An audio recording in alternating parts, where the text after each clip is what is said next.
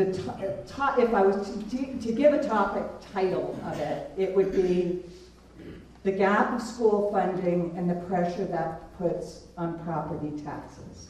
That affects us all, and so we are passionate. That's why we had those guidelines, because it is passionate and we want everybody to fully be able to participate. We're going to start, this is the process part, with each of our state legislators. I'm just going to go straight down the line, who will have 3 to 5 minutes to talk. I told them they could talk about whatever they wanted on this subject. Where they stand, what they think, what they're working on, what they think is important. At 3 minutes, we will be giving them a yellow card to give them, some heads up. At 5 minutes, we'll give them a red card, which means that we want the next person to start. So this should last 1, 2, 3, 4, 5. The numbers keep changing for me. About 30 minutes, 35 minutes. And remember, this is a listening part for the constituents. This is where we listen to what they have to say. So we're not having any questions or answers or comments at this point. So hold your questions. But then, when they're done, that's your turn. And it's your turn to ask what you want, or to just comment. And what we want you to do is come to the microphone in the center aisle, state your name and your town, and then your question or your comment or your remark, and whether it's for a person in particular, one of the legislators specifically, or whether it's a general question.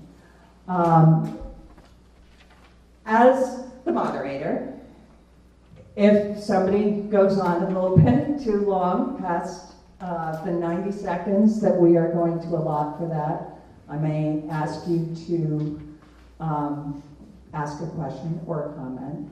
If I find that, as I was talking to the legislators, I said, so, if Jim and Dick are the only ones getting questions, I might spread it around to the other legislators. We want to hear from as many people as we can on this. So speakers at the microphone will have 90 seconds. You will have, at 1 minute, you'll get a yellow card, and at 90 seconds, a minute and a half, you'll get a red card, so that you'll know that it's time to wrap up your question. Legislators will have 2 minutes to respond. If you direct it to a legislator in particular, they'll have 2 minutes. If one of the others wants to also make a comment on it, they will have 2 minutes as well. If it's a general remark, not to someone specifically, the legislators have a green card, and they'll raise their green card and they will answer, again, with 2 minutes. Not all of the legislators will answer every question. We want to get as many questions from the audience as we possibly can on this. If we do all of this, and we do it with an open mind, and we do it with respect for each other, and with the goal of learning and hearing what everyone has to say, it's going to be a great meeting and a good experience for everybody. I'm really confident that that's what it is going to be. So I think we're ready to get started. So I am going to start with Senator Avard. 3 to 5 minutes of what you would like to say on the topic. Okay, well, thank you very much, and thank you for all being here. And I did have prepared remarks. I'm going to try to read it within 3 to 5 minutes. Yeah, please move that mic closer. All right, absolutely. So the clock hasn't started yet. Going. Okay. So good evening, and thank you everybody for having me here to discuss a very important topic with you. I know that there are many schools across the state that are struggling. This year, the legislature has distributed more than $1 billion in adequate education aid to local school districts, a record amount despite the falling student enrollment statewide. The formula to determine the amount of funding is based on a number of enrolled students in each school, with additional targeted aid for special ed, free and reduced lunch, and other factors. The state also provides 80% of the funding for special education, catastrophic aid, money for transportation, building aid, and other funds to local schools. Specifically, for fiscal year 2025, the state of New Hampshire has distributed $1,158,940,861 in education funding. This was an increase from fiscal years of 2024 of $10 million. Relative to Jaffrey and NH, which has received combined about $7 million. Jaffrey received 4.5 and NH received 2.7 million. There are two pieces of legislation that are being introduced, which I co-sponsored and passed, and have a positive impact reducing pupil costs for property taxes. The first is from Senator Ennis, which creates a commission whose responsibility it will be that all SAUs in the state propose change that will increase efficiency and decrease costs, specifically to reviewing existing demographics, identifying the school number of administrative units, identifying states that consolidated, I'm not going to go through all those because my time is coming out, but the overall goal is to improve the way that New Hampshire does public schools. And there's a second piece of legislation, and I believe it's a great companion to the previous one, which is from Senator Lang, and it will direct the Department of Education to create education funding transparency and data reporting system. This system will track the funding of allocations and distributions with a public dashboard, and residents of New Hampshire should be able to have an accurate information regarding the school's funds and where they're going and for what purpose. There'll be some links for that. Transparency in government should always be at the top priority. Both the General Court website and the Department of Education website have great information for accessibility to any residents that are interested. Did I get that in 5 minutes? All right. Good job. Wow. All right, everybody can hear me? Yeah. I have toddlers, so I yell. Well, thank you all so much. Thank you for the League of Women Voters, and thank you guys for being here tonight. It's a rainy Tuesday, and I honestly thought no one was going to show up as I was driving here, so it's Thursday. Is it Thursday? Okay. You know what? Shows how much I know. But no, you know, when we're talking about education funding, you know, it is one of the #1 subjects I hear about. You know, I graduated public schools. I went to Keene High School. My son is in public schools now, so I talk with my teachers a lot, with school administrators a lot, and I kind of hear the crunch they're in. And we are giving more money, that is true, this year over last year, because, you know, adequacy aid raises 2% every year, so we kind of have to.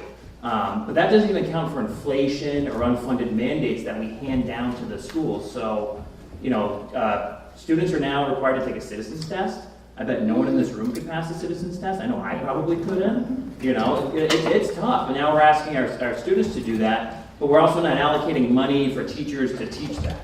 You know, and same with Holocaust studies, things like that. We pass these bills in the legislature and then say, hey, you guys have to do this, but we don't give the funds for that.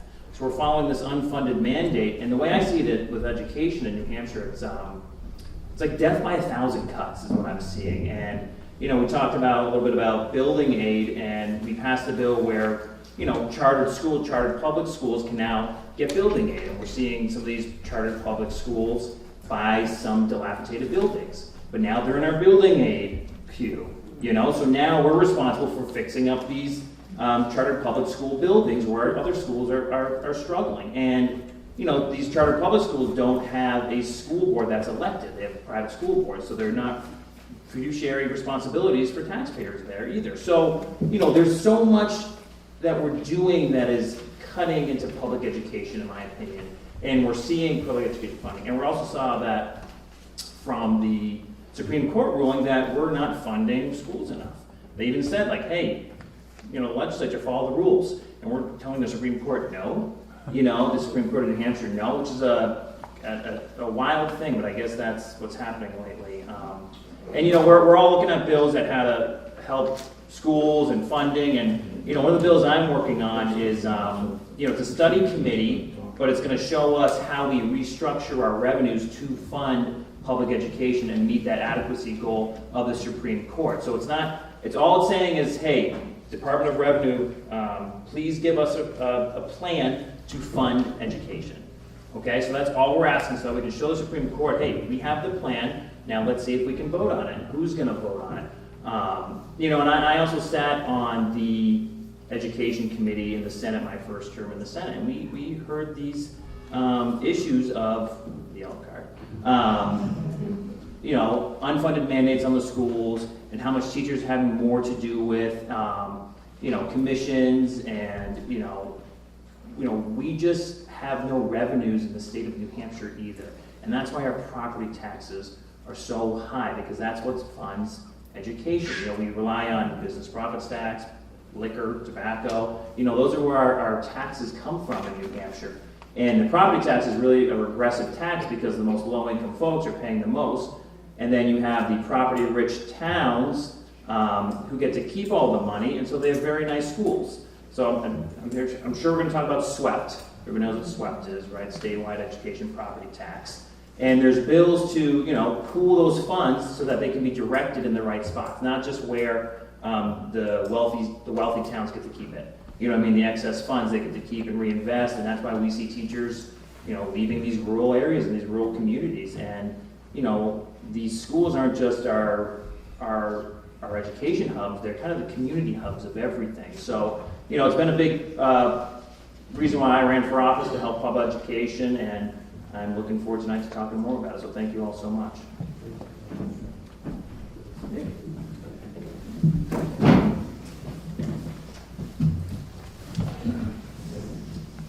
So it's great to look out and see all of you. It is a good turnout, and I see many familiar faces, and that's the product of 13 years in this line of work, but it's also a line of learning and so many other things, which I think maybe I'll just start off and say, I hope that you all know that this is my last year coming out in the legislature, and I've benefited enormously from this time, so I'm grateful for that. There's so much to say on this issue. It's such a complex issue, school funding. It's one that I was engaged in years ago as a lawyer in Massachusetts in government, where a lawsuit was filed. And like in New Hampshire, it was successful, and it led to significant change. And here in New Hampshire, it's been the same kind of route taken by the school funding issue, but not in with the same outcomes. So I want to start off by just, I want to start off by saying I hope you all have this handout that I distributed. I'm not very good at handouts, but there you have the essential elements of a LSR that I've put together that is in draft now. I'll be reviewing it. I'll be making some final judgments about it, but basically it's likely that it will come out of the hopper looking much like what you're seeing there, and that I will go forward with it. I don't have to, by the way. These are preliminary processes, and a sponsor of an LSR can decide it's not the right thing for this moment in time. So I expect to go forward with it. So I am going forward with a major LSR to upgrade the school funding to the levels called for by the Supreme Court and by the Superior Court that has sent these cases, Conval and Rand, to the Supreme Court. And I believe that that's my constitutional duty to try to implement.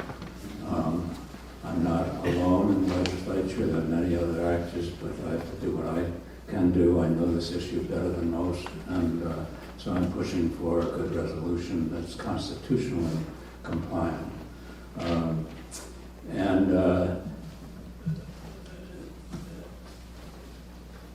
In the decision by, gotta watch out for time already.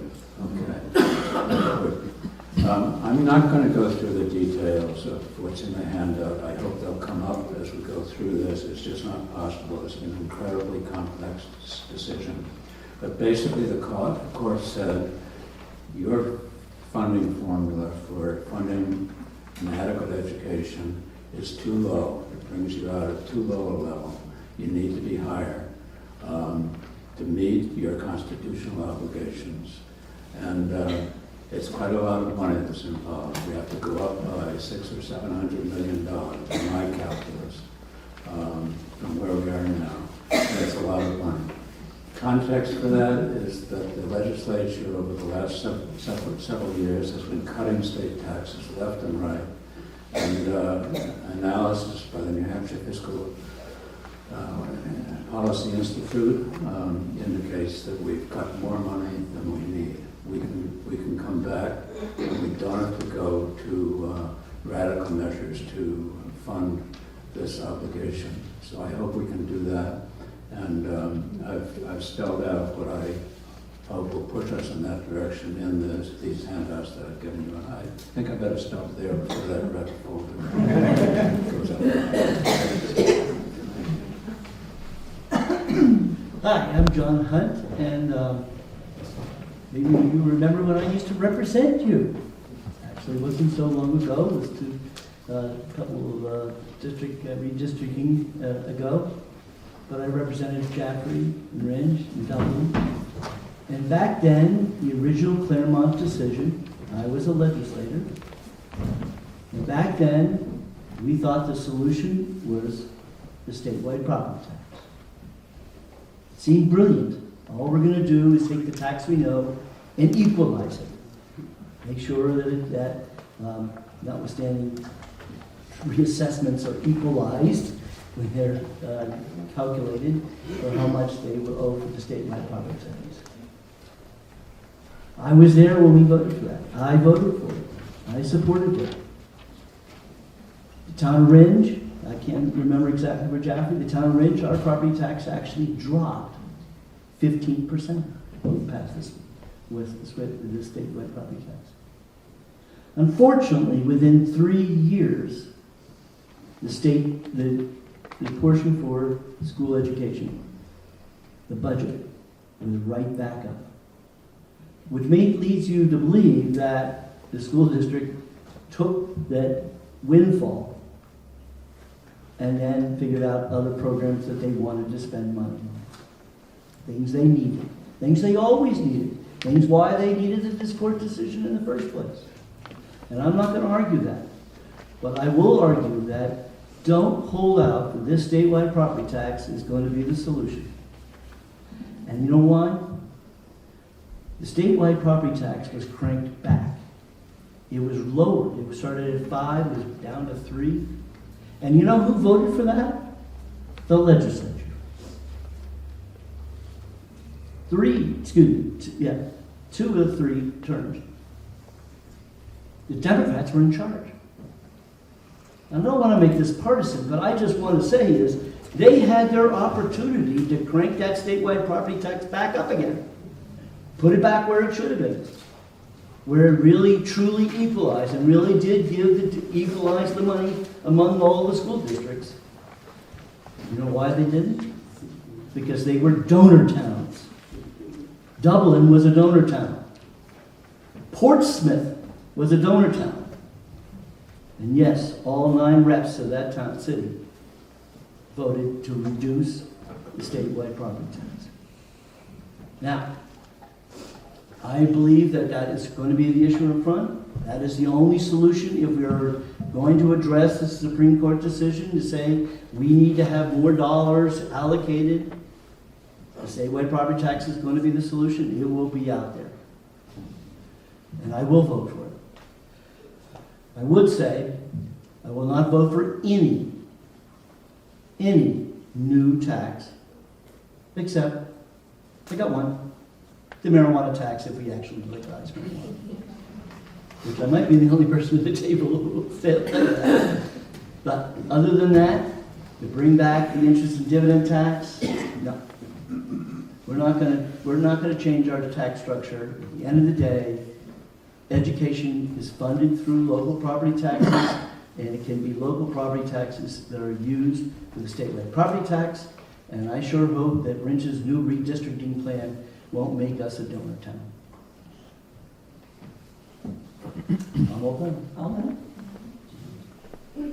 Thank you. I'm Jim Qualey. I've been one of your state reps since 2022. This is my 5th year due to redistricting, and got elected in the district that includes Ringe, Jaffrey, and Dublin since 2022. My 3rd year as one of your reps.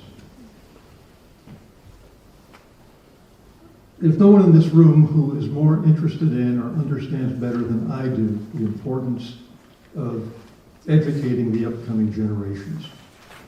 As a legislator, my touchstones are the introductory language in the Declaration of Independence, which we're all familiar with, except we hold these truths to be self-evident.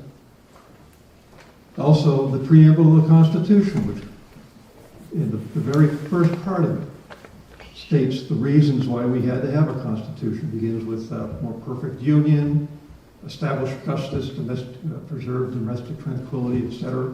Concludes with promoting the general welfare and preserving the benefits of liberty for ourselves and our prosperity. I'm paraphrasing, but that's the gist of it. That informs every decision I make as a legislator. They did not include education. I think in that list, I think they took it for granted that the next generation would be educated, because they all took that very seriously. You cannot preserve the blessings of liberty for us and our posterity without having a properly educated electorate. So I'm fully on board with that. I forget who was it that said, but if we don't educate the next generation, we're one generation away from all the evils of history. And I've read a lot of history, and they're just, we don't even want to go through the list. We're all familiar with, even just the ones that are living memory, never mind going back. So I'm fully on board with that. Regarding a gap in education funding in this state, the model we have in New Hampshire is local funding. I think that flows directly from the fact, it's important because it flows directly from the fact that all communities have different needs. They have different student populations, and every student, by the way, is unique and has unique needs. And so I think it's appropriate and important that control of education be local, and what assures that is the fact we pay for it with our local property taxes. So that's where I'm coming from on this. Regarding an education funding gap, I've looked at statistics, and I believe they're from credible sources, that since 2001, the per student funding in New Hampshire from all sources, local, state, and federal, has gone from, and this is inflation adjusted, from $13,000 roughly per student statewide to about twice that, somewhere around $25,000 or $26,000. This is during a time, part of that is the fact, due to the fact, thank you, that our student population in New Hampshire in public schools has decreased by about 20% or so. And by the way, that's statewide. I've looked at numbers for Jaffrey, I'm not fully up to date on that, but back when I was a selectman in Ringe, I was paying a bit more attention, but it's about the same in Jaffrey Ringe Cooperative School District, down about 20%. And yet the total expenditures in the state have roughly doubled, inflation adjusted, from about $2 billion, again, all sources, to about $4 billion. So I'm not seeing that we necessarily have a funding problem here. And coupled with this, I've also seen data that indicates that achievement scores in some particulars have declined. And they certainly don't, based on what I've read for statistics and what I hear anecdotally in the media, it doesn't seem they've improved. So I think the focus here needs to be more on assuring we are presenting the quality education to the next generations that they need, that we need them to have, and that they deserve. That's my view on matters in general. And I do appreciate you all being here to hear what I have to say. I see many familiar faces as well, and I'm happy to see all of you regardless. So thank you very much. Hi, I'm Rita Matson, and I'm happily from Dublin, not happily about our property taxes. Our cost per child is $38,278. I think that's a little higher than the average. I actually spent the last week with my daughter and my 2 grandchildren while her husband was in Spain, and my eldest granddaughter is a special needs student, and the amount that's spent on special needs is astronomical. It needs to be. They have special needs and it needs to be paid for. The problem is that I'm retired, I'm on a fixed income. For my property taxes to go up another $2,000, $3,000, $4,000, I mean, I don't know where I'm gonna get that from. It's not a funding problem right now, I don't believe. I believe it's a spending problem. There are places where money is being spent that doesn't need to be spent. It can be, I'm on a budget, the schools need to be put on budgets. I'm not saying cut students, I'm cutting funding for students or cutting teachers, but we need to look at it more closely and be more precise in where we're spending our money. We need to go line by line by line. And if we say we're spending this money on this, that's where it's supposed to go. No more of this taking it from here and going over here after it's passed the budget. I'm on the Science, Tech, and Energy Committee. My forte is not education, but like Jim says, every student needs to have an education, and we need to fix this before we're all priced out of our homes. Great, thank you all so much. That gives us, I think, a very good general idea. We're now on to the part of the evening where you get to ask your questions or make comments or your remarks. As a reminder, you'll have 90 seconds. We ask that you come up to the microphone in the middle there. At 60 seconds, you'll have a yellow card. At 90 seconds, it will be a red card, and then the legislator, either who you directed it to or one that would like to comment, will chime in. So, anybody have a question?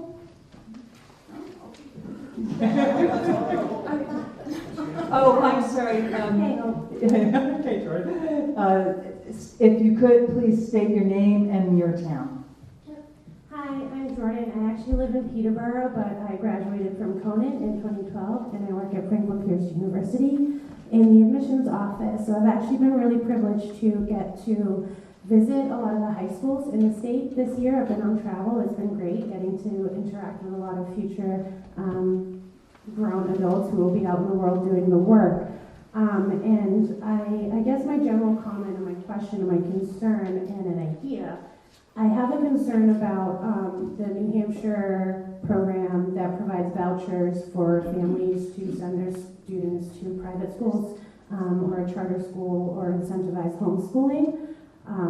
I think that just benefits families who can already afford to send their students to a private school, and it doesn't really help anybody who is in a lower income area.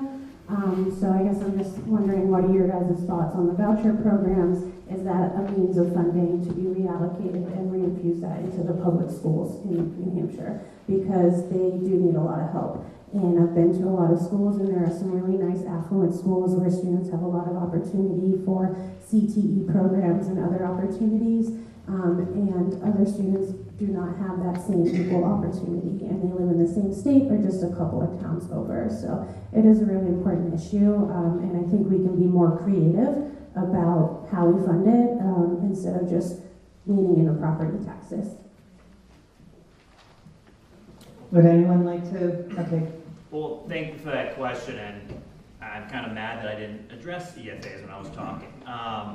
No, you're absolutely right. I mean, it's a tremendous amount of money. When we first passed the Education Freedom Account program, they said it was going to cost the state $110,000, and that's in testimony. You can hear that. And then it went to $60 million, and now it's no caps, so any income. And it's just this runaway train that we're not allowed to put guardrails on or audit.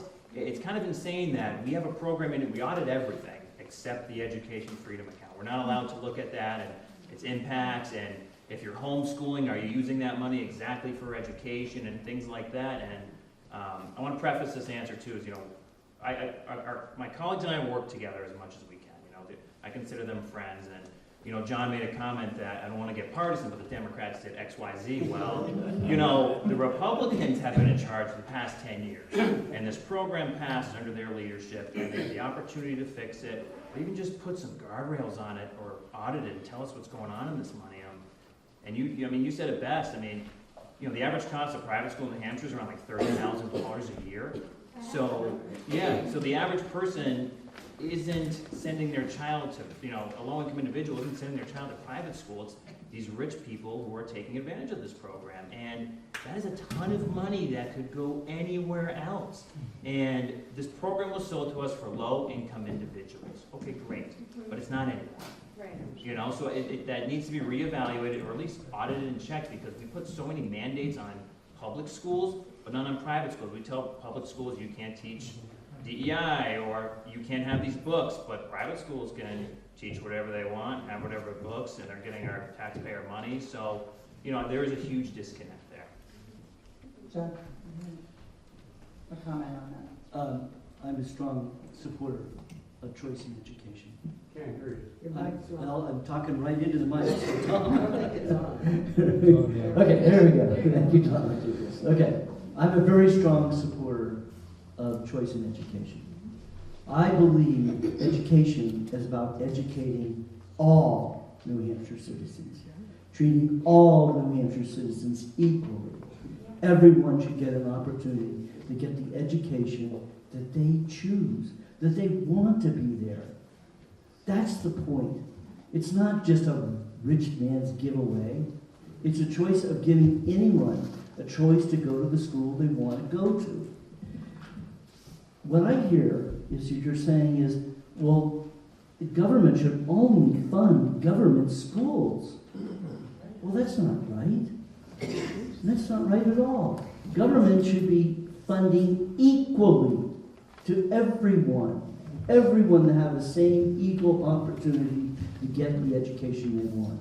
And I would venture to say, one of the things I think is really intriguing that's going on right now is that we then pass a new legislation that allows kids to go to different public schools. What a radical idea.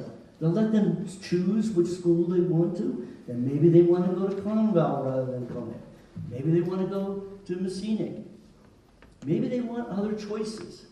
The only way we can do that is that we change our attitude about what we think education is about. We're trying to benefit the student, not government-run schools.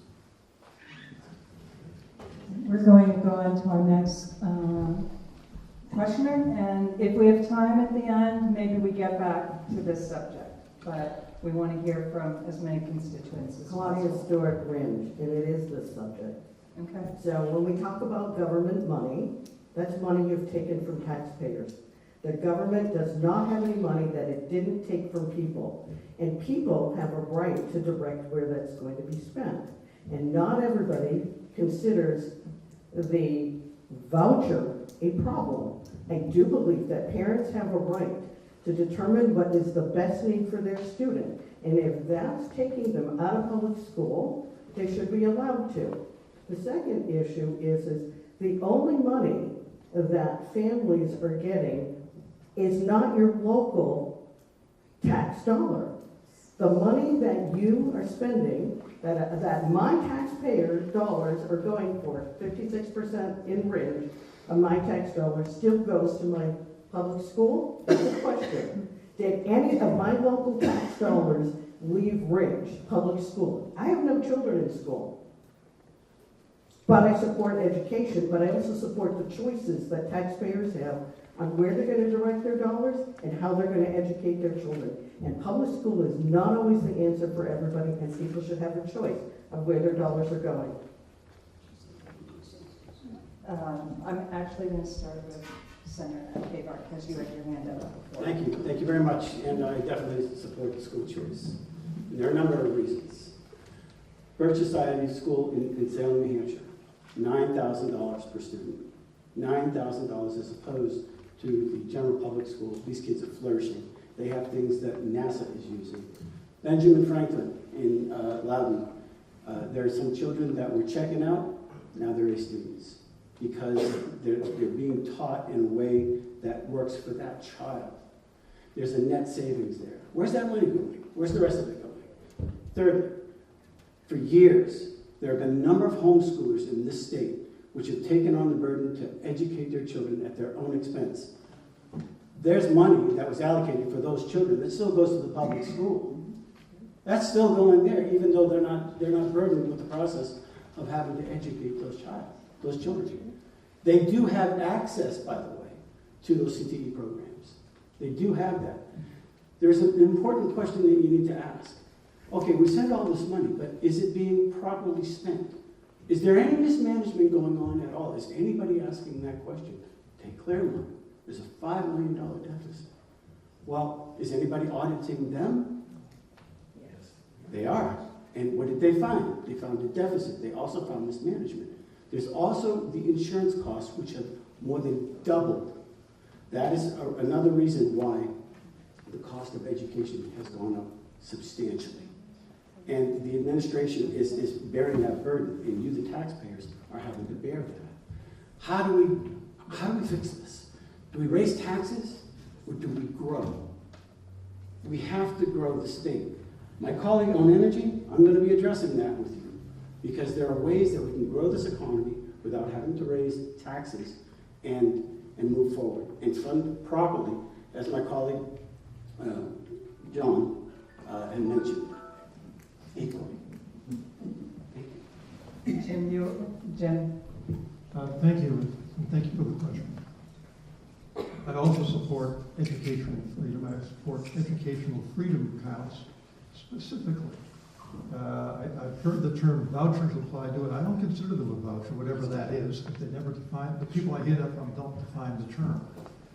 What education freedom accounts do is when a parent has applied on behalf of their child to have an education freedom account set up for that child. If they're accepted, and there are limits to how many people can be in the program, how many students can be in the program. Right now, is it 10 or 12,000 now? In the legislation that was recently passed, there were what do you call them? Guardrails that if it increased beyond 10,000, it could be increased once more. But it's not limitless. When a child is accepted into the Educational Freedom Account program, and an account is set up for that individual, an amount of money equal to the state adequacy aid, which is about 4,000 something right now, plus whatever special, I read the statute today, whatever additional funds are devoted to that child because of special needs, I understand, go with that Educational Freedom Account. And it's not open-ended. There's a specific list. It was, let's see, A through O. Was that about a dozen and a half specific reasons? And these expenditures on behalf of that child have to fall into one of those categories. I'm being told here by my colleague to talk faster. Well, I'm thinking while I talk. I'm trying to at least. So the point is, it's not open-ended. What it does is respect the individuality of each child. I referred to that in my opening remarks, and it's true and real. It needs to be accounted for. And finally, we talk about who can afford what. None of us in this room is equipped to know what the other person in the room or anywhere else can afford. And what this program does, it opens up the opportunity for people who could not otherwise afford alternate educational opportunities for children. It offers them the opportunity to take advantage of those. And I think it's a very positive development. Thank you. We're going to have one more comment on this and then take a question. Dick, you. Thank you. Thanks to everyone for their comments on this. Well, I'm not a fan of the Education Freedom Account program.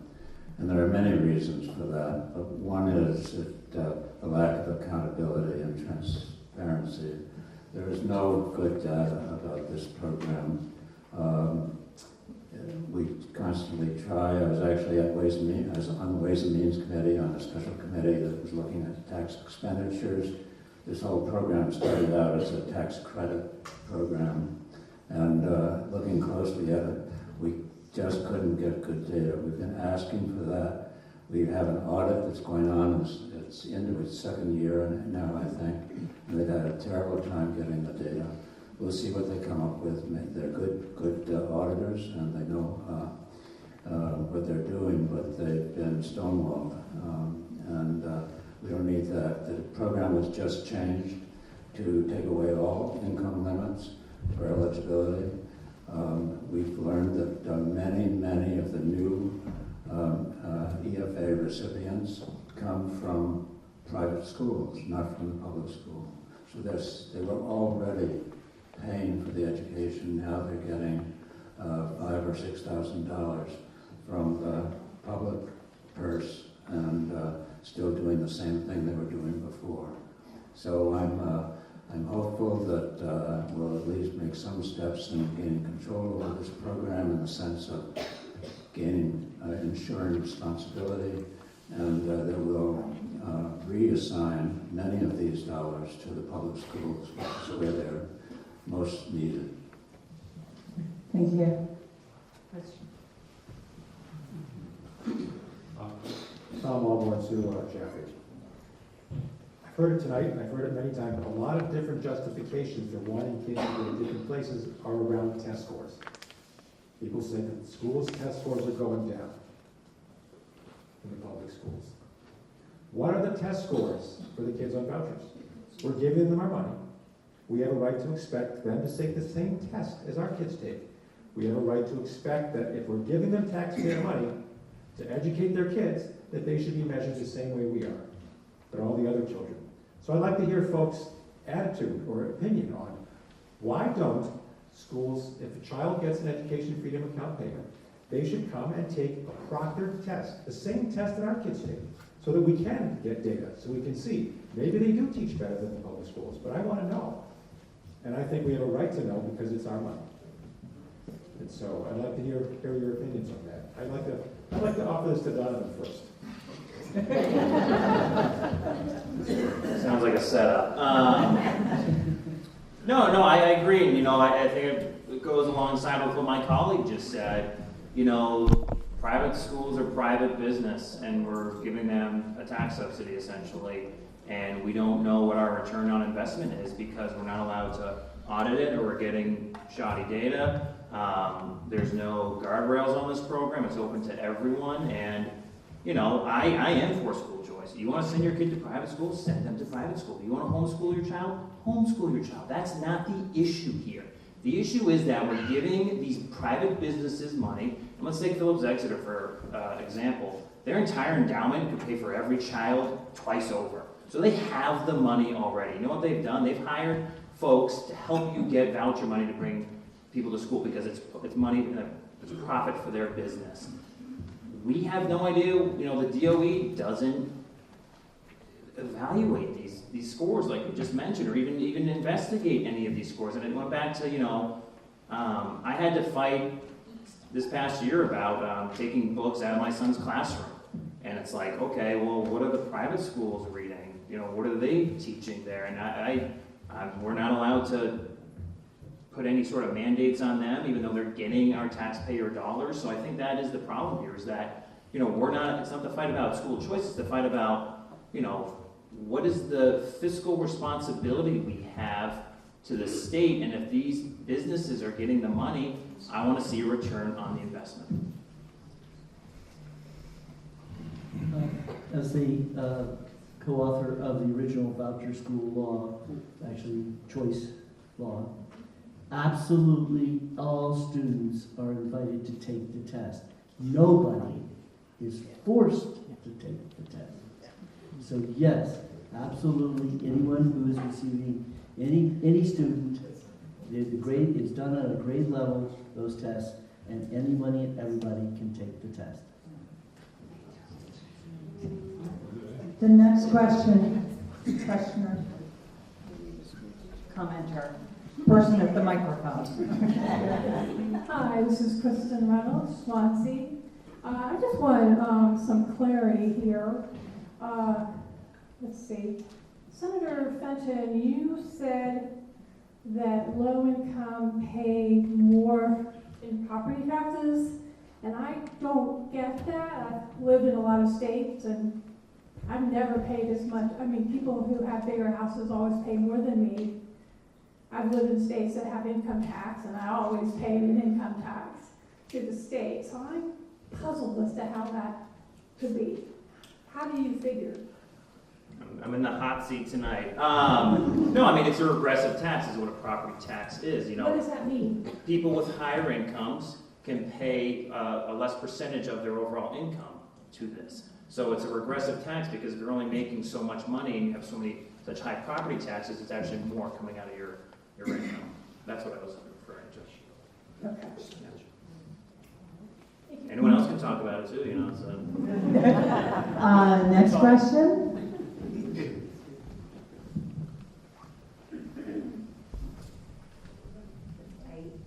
I think my question a little bit refers to this. And Jaffrey's equalized property value per student is about 69% of the state average. So we are considered a property poor town. And we pay a higher school tax rate. What would you do to address this problem? And I'd love to hear from across the board. Okay. Obviously, those of us in RINs are becoming experts on the equalization ratio. The equalization ratio has nothing to do with factoring the population. It has to do with the last time you were revalued. And I believe Jaffrey just got revalued. So now you're going to be back up to 100% because you've just been revalued. The 69% reflects that the house, based upon what it was originally assessed or prior assessments, the 69% is where they were as a percentage of the baseline for the statewide property tax. So that's the equalization ratio. Okay. Just to follow on from that, that's, I don't think the point that the questioner was asking. The point is that towns from one town to the next have a different amount of property value when it's all equalized. When it's brought up to When it's all at an equal level. And in fact, there's always, it's a difficult process to equalize assessments across the state. But it's what we've undertaken because of constitutional requirements, actually. And when all is said and done, the value of property in Rindge is greater than the value of property in Jaffrey. And I think the 67–70% roughly is the difference between equalized property here and equalized property there. It's just like it's much more extreme if you go across the state to Rye. Rye has about 10 times the amount of equalized property as we have. And so their tax rate is about $4 or $5 per thousand equalized. Just like our tax rate in Jaffrey is about $8 or $9 per thousand equalized.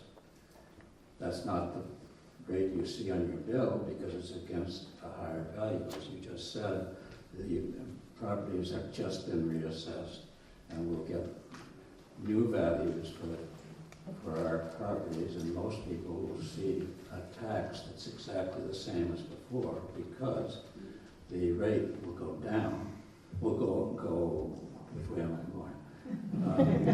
It will go down to the property values will go up and the rate will go down and you'll pay the same tax. And that will not be the case for some unlucky people or lucky people, depending on how you look at it, whose values have gone up by 3 or 4 times the typical rate of up, and then they'll be paying higher taxes. So that's the whole thing. It's an equalized Is anybody system. still confused about this issue? Oh, yeah. Okay, I have another example, way I can give an example for everybody, make it easy. Let's do Jim first, and then you, John, and then we'll go to the next question. Yes, I think this is relevant to your question. Jaffrey and Ringe are in a cooperative school district agreement. And yes, there is a disparity between Ringe and Jaffrey in terms of total valuation of each town. And that is addressed in the agreement because the relative property tax rates, the contributions from each town to the school district, half of it is based on the property valuations of the town and half's based on the number of students. Yeah, I So that wasn't is talking addressed. about Jaffrey and Ringe. I was talking about that some towns have 69% of the state average of equalized property value. And- So you've got some very, very wealthy towns putting a lot of school tax money into their schools and getting to keep that locally. And then you've got towns like ours, more rural towns, where we just are getting killed on our taxes. Okay, we're going to stick with this a little bit longer. So John and then Rita. Okay, so let me give you an example. As legislators, we actually sit on the county budget. We actually control the county budget. And so when the county budget is sent, calculated, you're going to tell each single town has their assessed values of their properties. And I will dare say that every single town in Cheshire County has a different percentage calculated by DRA. That's what that 69% comes from. It's calculated by DRA to what it was the actual value of the property. So if you're a 69, that means that property is 39, so 41% lower, the assessed value is 41% lower than it really should be. That's what that number means. That's not so. Okay? That's what the equalization ratio is supposed to try to bring us up to balance. Okay? So that, I can remember when I first moved to Ringe, and Ringe hadn't been assessed for 25 years, our equalization ratio was 10. That means the assessed value of our house was, that far off from what it truly was the value at. And maybe some of you remember when you bought your house, and remember what the property tax rate was when you bought it. And you'll say, ooh, this is pretty good. I'm actually paying more than I'm being assessed for. That's where it gets picked up in the equalization ratio. It has nothing to do with the educational level or anything else of the school district, other than it is a calculator used to average things out so that we can make sure that we apply the county tax or a school district tax, let alone the statewide property tax, that we're all taxed equally. That's an incorrect statement. Well, if you have a comment or a rebuttal in some sense, I ask that you come to the microphone and address it to the entire panel. But right now, we're going to go to Rita. You had your hand up. Yeah, I just wanted to mention that, right now it's Ringe and Jaffrey that you guys are talking about. I'm in a school district where there's 8 other towns, and our property values they say our property values are more valuable because it's Dublin, which, depends on where you live, I guess. But the equalization part of it is not how, John said it better. I'm not good with you. It's just relax. And now, Tom, I know you don't like what I just said, but I just had a meeting on Tuesday with the Department of Revenue Administration, and they reaffirmed exactly what I'm just telling you now. And that was in relationship to what's going to happen in Ringe. That yes, everybody's property tax in Ringe is going to double, and therefore our property tax rate is going to be cut in half. But the only number that's really going to be changing that you're going to see publicly is the equalization ratio number, is that Ringe should be at 100% at that point of implementing the new numbers. You are completely correct if what you're just describing, not the same thing as the question asked. The question asked, if Jaffrey has a total property value of, let's say, $800 million, whatever the number is. There are other towns that have more. We have to support the entire school system on that property value total. There are towns that have a much higher property value, okay? And therefore, they've got more revenue to support a school system. You can't buy half a building. You have to buy a whole building. You can't buy half a teacher. So there's a certain minimum expense for a school system, and we have to spread it out over a much lower property value. And therefore, our property taxes are much higher, because we've got less value in the town on which to base it. That's what the question was about. And so your answer is technically correct, but it didn't answer your question. Okay, so you're absolutely correct. This is exactly why the Claremont decision was made. Because in Claremont, because they had very low assessed values on their property and huge amount of kids, because it was a workforce community, okay? That's where the decision came down, is why we needed to do something to equalize that value, that tax that we were paying on your school tax. Hence why the statewide property tax was created, was so it would then take money from rich towns, or towns who have high assessed values, low amount of kids. Waterville Valley, I think, is one example. Okay? Take those towns, and then they would distribute that money. The state would take property tax money from them and distribute it to Claremont. Yeah, John is absolutely correct, and that was the whole point of SWIFT. Only it was devalued. That was the idea. The percentage was reduced.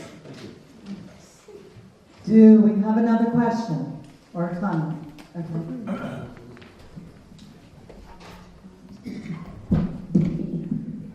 Justin Charles from Ringe.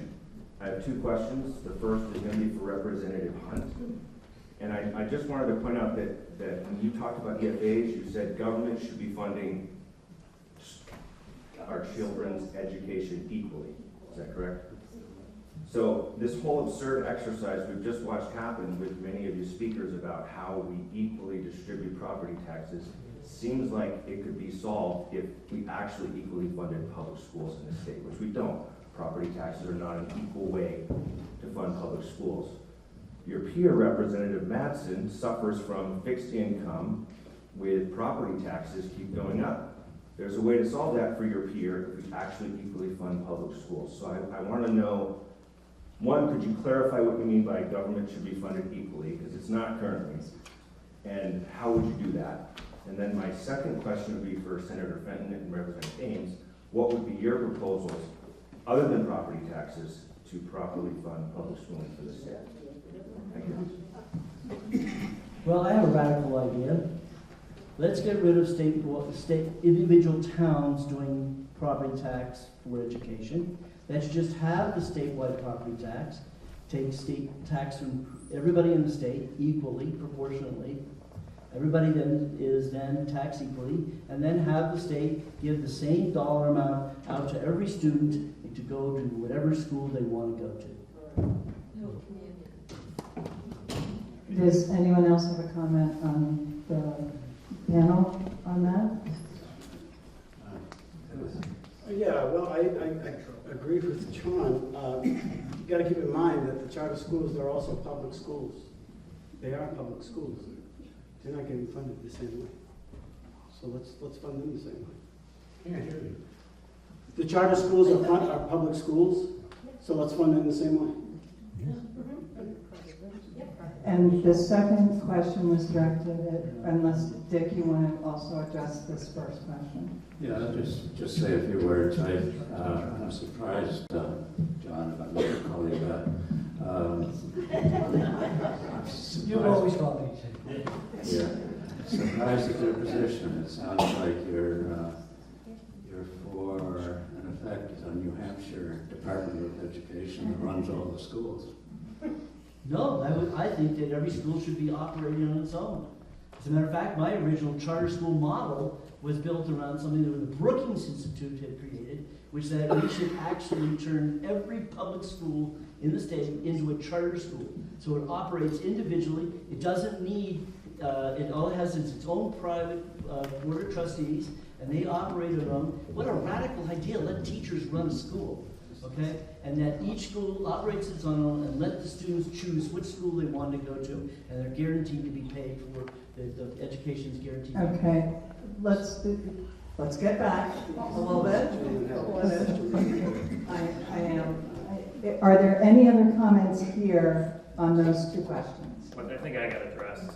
I think Yes. the gentleman asked me what my thought was. I would start with, the statewide education property tax not being, the excess being sent back to the states. I think you gotta start there. And that then we can formulate a model that works for the entire state, because each community kind of decides how much their base is and their adequacy rates and things like that. And I think it needs to be, make sense. That's the problem here is that, we have, the wealthier towns keeping the money and the poorer towns don't have access to those funds. And I think those funds need to go back to the state and be distributed to the towns that need them the most and start there. And then I don't mind just a flat tax across the board and get rid of the statewide education property tax. And then we can fund them equally and we don't have to fight about this.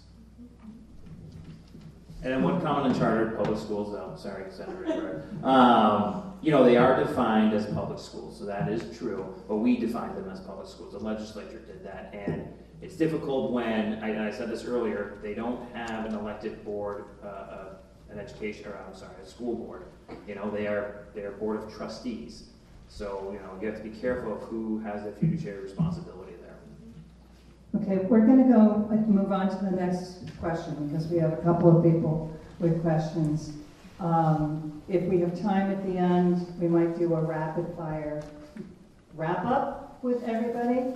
But just so that all of you know, the legislators will be around a little bit after we finish up if you have individual things. Yes? Oh, I'm just wondering, because we got started close to 15 minutes late, if we could add a little. I was going to add a little bit to representatives. Yeah. Okay. Yeah. I'm Bob Meissner from right here in Jaffrey. Two questions. One relates to a comment that Rita made, and that's about the spending side. So we have two sides of every financial issue. One is spending, and the other is the income or the funding that you do for paying for it. Well, I'm with you with regard to taxes. We're on fixed income. We're here in Jaffrey, and our taxes, no matter what you have said, John, no offense to you personally, but I don't get the feeling that our taxes are going to go down. I don't see that in any fantasy whatsoever, the way things are going. So the spending issue is it a trust issue? Because our school district here just suffered a $3 million reduction, your school district. And that was after public, line-by-line items that were reviewed. So it wasn't we were faking it, it wasn't Claremont all over again. Do we not trust our own public school boards and the people that put together the budgets to say this is the way it actually is and there is no fat in this thing? The other side is how we can pay for it. And I didn't hear that question answered a few moments ago. Not at all. So if you have a no tax pledge, thank you, no tax pledge, then all of it falls on you and me, Rita. We'll pay for it with property taxes when there are alternatives that I'd like to hear about. Would one of you like to start off with that? Well, I just heard a new idea from John Hunt I hadn't heard before. The idea of having a single statewide property tax with obviously equalized values across the state, and then taking that money and dedicating it student by student, child by child. It's an interesting thought. I think it's worth further consideration because I believe that would put the emphasis on educating the children and not preserving institutions or whatever, but would put the emphasis on educating individual children. We should talk more about that, John. Okay. You and I, or whoever. Thank you. There's a radically different way to approach education Please funding. answer my question. I think it does. Yes, sir. Rick McMillan, Dublin. Senator Fenton, you mischaracterize charter schools. Admission is by lottery. It's not by the rich or the poor, it's by lottery. Now, I have another comment. In terms of overall tax burden, we talk about property taxes. Well, I moved here from New Jersey, which is probably the highest taxed state in the union. And I was amazed that our legislature relies on property taxes. And over the years, I found the wisdom of that. It keeps a cap on what you guys can spend. New Jersey doesn't have that guardrail. Now, thirdly, I would ask, do any of you know of the website schooldigger.com? It ranks every school in every state in the nation. Now, Peterborough Elementary was ranked at 23rd in the last survey. Rye was ranked number 1. The question should be, what are those schools doing for those to achieve those rankings? Do public schools have the same curriculum? Do they have the same teaching method? So competition is what's creating the market for charter schools, because public schools aren't measuring up. Who would like to take a shot at that? Okay, Senator Gardner. Well, seeing how I came here from Nashua, I want to hail the successes of Nashua Science Academy, which is rated number 1 in the nation. Number 1. And the cost there is a fraction of what a public school, a general public school is. I want to address one thing.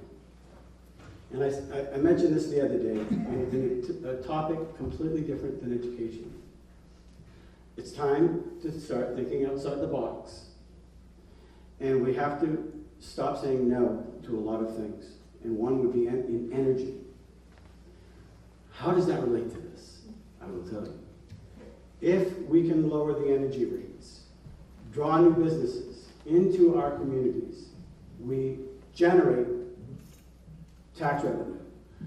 One of the best ways we can do that, and this is what's going to be happening nationwide, and they're clamoring for this in their state. Right now, we helicopter in all our energy.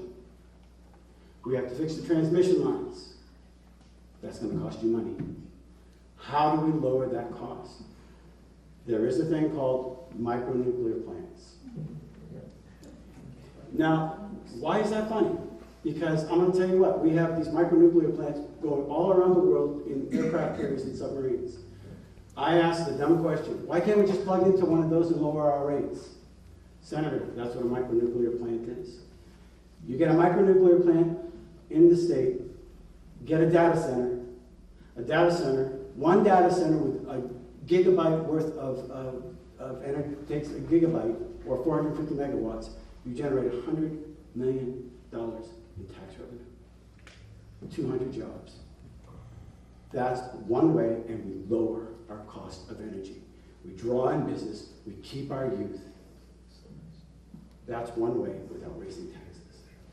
Senator Clinton? Yeah, I didn't get to answer your question, sir. And kind of piggyback off of what my colleague was saying, you know, I own a business, and when I try and recruit people to New Hampshire, they often ask me, well, what's the housing situation like? What's the education system like? What's childcare like?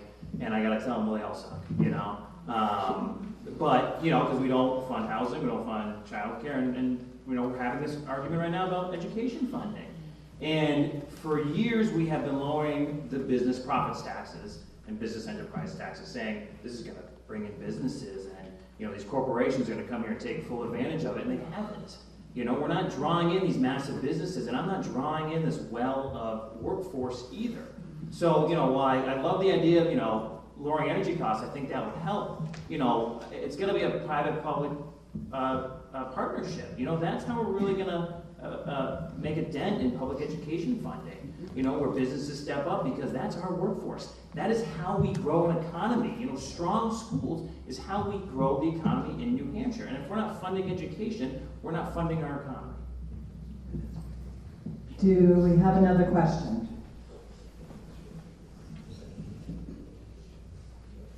Ethan, I'm Hannah Bissix from Rinch.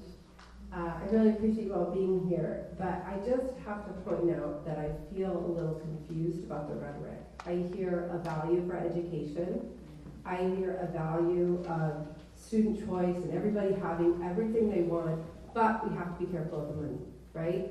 And, you know, everybody knows I run for state representative. I talk to a lot of people, and everyone is hurting with property taxes. We were not able to fund our school because people honestly spoke to not being able to pay for their homes. And so I hear, like, yeah, it'd be great if everybody had choice, but we can't pay for our own public schools. And I'm tired of people talking about public schools like they're just like the other schools, because that's where we vote, that's where we have our meeting. If you homeschool or charter school, you go to your public schools for technical classes, for sports, for special needs assessment and support. So public schools are in a different category, and we need to pay for them. And right now, New Hampshire is the last in the country for per pupil funding. And somehow we managed to decrease revenue for the state. So I want to know, how do we pay for the public schools and not continue to burden the taxpayer? Dick? Hi. Good to see you. I didn't hear what you said, Ruth. He said hi. Well, I didn't hear it. I had poor hearing, so that helps too. Yeah, I think I'd simply ask that people here, because there's not time to go into the details, take a close look at what I've handed out. I have filed an LSR that would provide significant additional funding to pretty much every school district. In effect, displacing in many places the local property tax levies, and it would move us in the direction I think most people seem to want us to move. It also has in there, because it doesn't come free, how are you going to do it? It has in a section that sets up a process to bring forward to legislators options, pros and cons of various options that could raise money. And I won't go into that, but there are options out there that maybe we can all come together on, and then we can adequately fund our schools so that they can provide an adequate education to every child in this state, which is what our constitutional obligation is, and do it in a fair way, a fair and equitable way to the taxpayers. So I will be working on that, and I welcome input from any direction as I go forward. Thank you. So we have, since we did start late, we're going to go for another about 15 minutes. So I see some people back there that would like to get their questions in. So we're going to try and do as many of those questions as possible, which might mean that I limit answers up here on the table to 1 or 2 people. But if you don't get if you want more conversation with your legislator when we're done, they'll be around for you to chat with. So, next question. Hi, I want to thank you all for being here tonight. We appreciate it. My name is Allie Marr, and I am from Ridge, New Hampshire. I also have been teaching in the Jaffrey Ridge School District for the last 19 years. And I can appreciate, again, like Hannah said, that all of you have spoken to the importance of meeting student needs and making sure that everyone has an equal opportunity for education. But I think it's really interesting because we're living it every day as teachers. We see what our students need, and I work in public schools, so that's what I'm most familiar with. But I'm wondering, I heard from Senator Fenton, and from Representative Matson a little bit about your connection to local schools recently. I'm wondering, for the rest of you on the panel, how you've been engaging with schools directly recently, and to Representative Matson's point earlier about the overspending. I think when you talked about going line by line and talking about, you don't want to cut certain things, which we certainly appreciate. We don't want to, okay, I'm sorry if I mischaracterized that. You can maybe speak to that a little bit too. But I heard you say things like we don't want to be cutting teachers, but I think in our district, I feel like, to Hannah's point again, our school board has been very clear, I think, about trying to go line by line. But ultimately, like 70% of our budget is staffing, and it's hard to meet the needs of our students without that staffing. So I'd love to hear some feedback about ideas for that and how you're engaging with your local school boards to help them in this very difficult position. Okay, so that's a lot of my question. And for a lot here, I'm going to propose that we have one or two answers, and then perhaps you can talk individually afterwards. So, Senator Nabart. Thank you. Well, I happened to sing to a bunch of your kids not too long ago from Range. They come up to the Capitol. I do directly with the students. I've worked with a couple of charter schools, helping them raise funds, and also I do communicate with our local schools.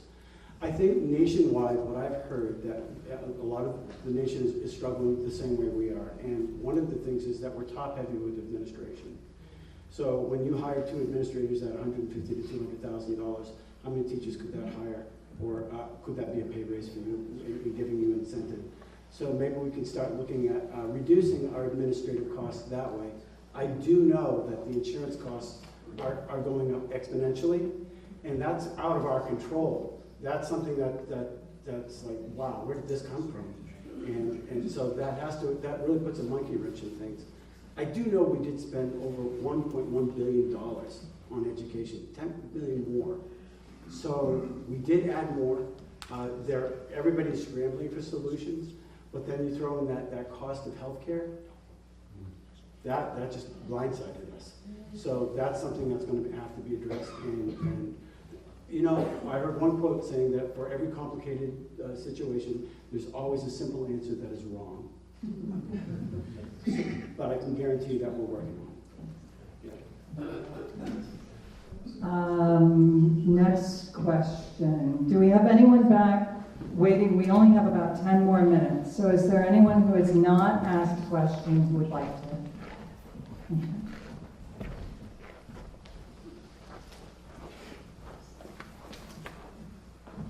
Jeff NH, I live here in Jaffrey. A couple of things. Jim, in your opening statement, you said you thought education funding and education decisions in general were a local issue. The Supreme Court, the state, and the Constitution disagree with you. They've made that very clear, and there's no way around it. Adequacy aid, right? Adequacy aid is the topic right here. Rita, I'm sorry you're on a fixed income, but the bottom line is we all have to pay. We all have to pay for education. You live in a property-rich area. We had a system in SWEP, and SWEP would allow for hardship allowances. We can't give hardship allowances when we're taking it all locally. So if you pulled it back through SWEP, you'd have a better chance at keeping your home. The court has said you owe us a lot of money, right? You all in the state owe us a lot of money. Somewhere north of $3 million just for the adequacy aid for Jaffrey and Ringe, right? They've come, they've said that, and nothing. We come here tonight, we sit here, we look at it, and what are we doing? When are you going to pay us our money? When are you going to pay us our money? When is it coming? I'm not done yet. When are you going to pay us our money? You want to talk about spending, the middle high school here in Jaffrey, third lowest in the state, right? So you want to talk about a community that goes through line by line, and then you want to come here and tell us, hey, this is an issue that you guys are spending too much money? When are you going to pay us our money? Okay, let's give the legislators a chance to respond to that. Well, since I was addressed by name, I will respond to that. The recent ruling from, not a ruling, the recent opinion by the state Supreme Court agreed with the lower court in terms of their opinion on what adequacy aid should be. It's not a ruling.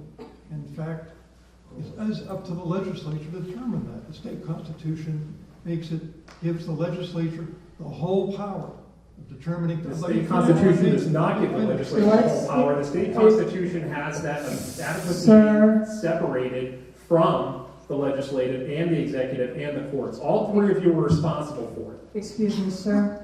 Let's let them answer let's let Answering's fine. I don't want to Jim answer. answer, and anyone else who wants to comment, and then if you would like to discuss it further after, we've only got about 5 minutes left. So I would like to let as many of the legislators respond to that and possibly get one more question in, okay? Thank you. John. We will have legislation this year. Okay? Now, will it make you happy? Will it be perfect? Probably not. But one thing I'd like to point out is a little statistic that I learned when I first ran many years ago, 40 years ago, that when I looked at the town Ringe budget in the turn of the century, where it had 9 schools, the school district, the school budget was 1/4 of the town budget. Now, the school district budget is 4 times the town budget. But even more dramatic, when you think about it, 80% of our property tax bill goes to the school.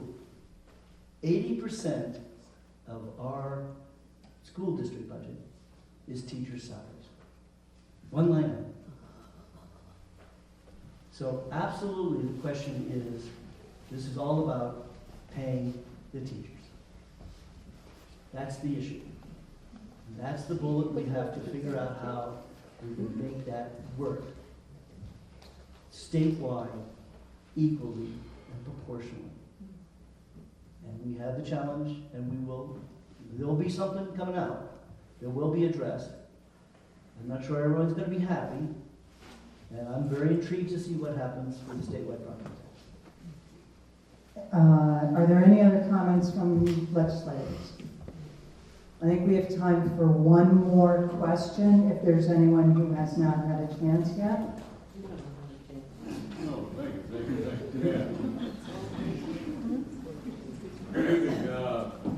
Thank you for all being here, and Ed, you're supposed to I'm Jed Brummer from Ringe, and previous to that, East Jaffrey, as growing up as a kid.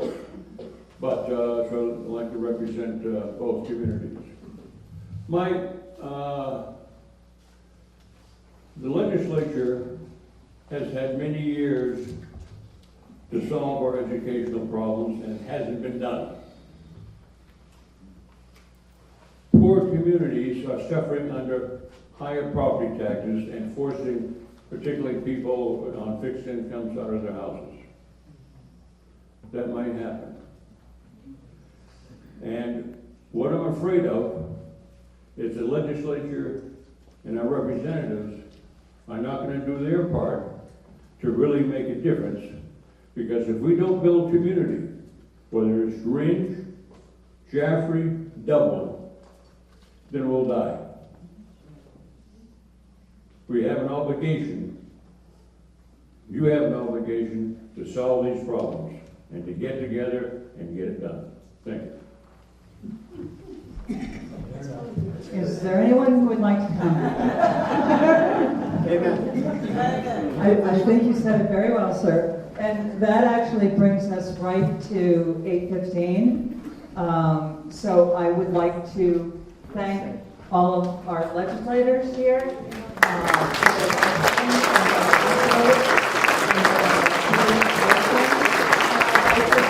All of you for making this a really good, productive, and I hope for you, helpful evening.